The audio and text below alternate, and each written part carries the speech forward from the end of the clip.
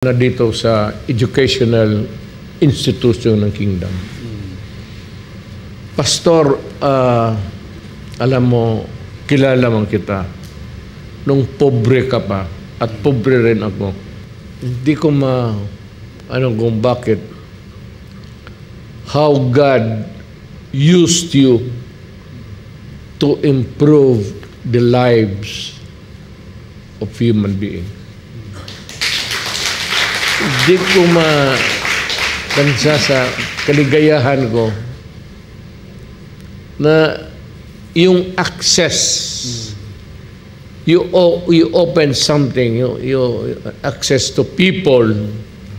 Meron dito na eskwelahan that have produced